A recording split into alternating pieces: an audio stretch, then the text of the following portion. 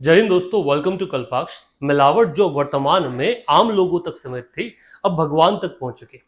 तिरुपति मंदिर से आई उठी ये कंट्रोवर्सी, जहां लड्डुओं में मिलावट मिली, ये कोई नई नहीं है, लगभग लगभग हर जगह फैली है, सिर्फ जांच में नहीं आई। वर्तमान रिपोर्ट जिसमें चंद्रबाबू नायडू खुद को बड़ा क्लीन मान रहे हैं और पुरानी सरकार पर इल्जाम लगा रहे हैं, ये रिपोर्ट लगभग लगभग अगस्त में आ चुकी है, पर इसको जारी इस सितंबर में आके किया, 1 महीने डिले के बाद, जिसमें संलिप्तता सभी की दिखती है। रिपोर्ट साफ है, आप लोगों के सामने है, जिसमें सवाल उठाया कि वहां के जो लड्डू है उनके अंदर फॉरेन फैट वो बरामद हुआ। फॉरेन फैट जिसको लेकर कहा जाता है, जिसमें फिश ऑयल, पाम ऑयल, लोग इंग्रेडिएंट या फिर जानवरों से निकलने वाली सफेद चर्बी के बारे में बात की जाती है, जो लगभग खाने को लंबे समय तक स्वस्थ बनाने के लिए या फिर एडिबल बनाने के लिए यूज होता है।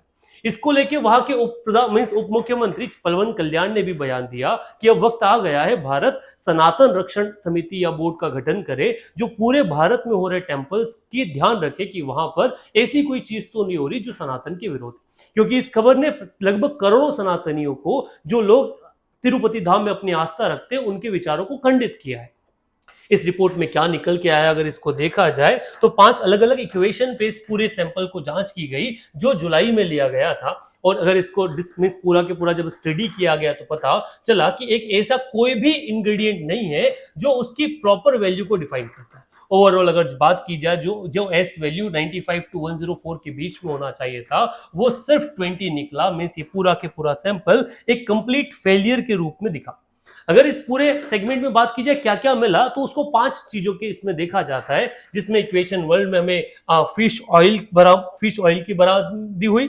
सेकंड अगर इक्वेशन में बात की जाए तो पाम ऑयल के बारे में, थर्ड में बीफ टेलो, और फोर्थ में लार्ड जैसी जो चीजें हैं वो इन लड्डुओं से मिले।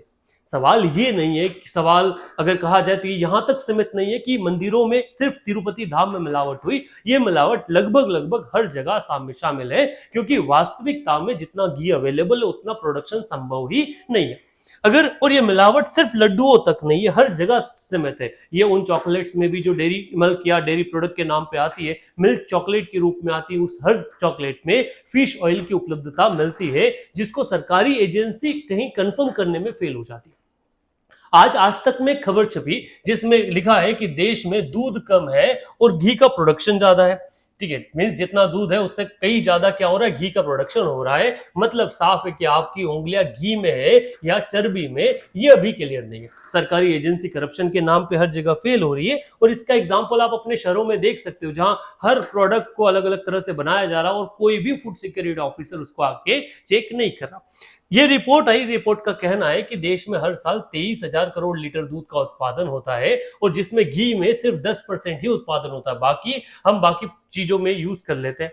अब इतने में अगर देखा जाए तो जो मिस एक हिसाब बनता है, उसमें हर परिवार को सिर्फ 1 kg घी ही 1 साल का मिलता है एक व्यक्ति को, जबकि हम 4 से 5 किलो घी का क्या है खाने में इस्तेमाल करते हैं। मीन्स लगभग 3 से 4 गुना जो घी जो भी आ रहा है वो पूर्ण रूप से नकली इस्तेमाल हो रहा है, उसके ऊपर कोई भी क्वालिटी चेक नहीं है।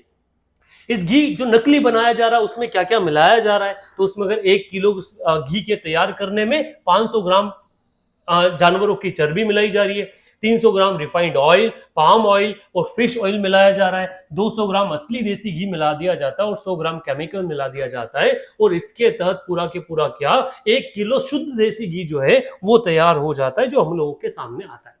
ये चीज पॉइंट ये है कि ऐसा किस तरह से हो सकता है कि जो ऑर्गेनाइजेशन या जो टेंपल जो सबसे अमीर मंदिर के रूप में जाना जाता है, जहां करोड़ों रुपए की आय सिर्फ लड्डू बेचने से हो जाती है, वो 360 रुपए केजी वाला घी परचेस कर रहा है बाजार से, जो कहीं से कहीं तक भी संभव नहीं है। सो इतना सस्ता घी प्रोडक्शन करना, क्वालिटी पे ध्यान नहीं देना, इसके लिए सिर्फ एक व्यक्ति बराबर मीन्स जिम्मेदार नहीं हो सकता। ये पूरा के पूरा एक तंत्र है जो इसके पीछे लगा है, और इसके लिए आप किसी और रिलीजन को बदनाम नहीं कर सकते। वही लोग हैं जिन्हें सनातन की रक्षा का जिम्मा मिला, वही इसके खिलाफ। ओपिनियन सबके हैं, गुस्सा सबके मन में है। आपके दिमाग में भी अगर कोई ओपिनियन है, कमेंट बॉक्स में जरूर लिखें।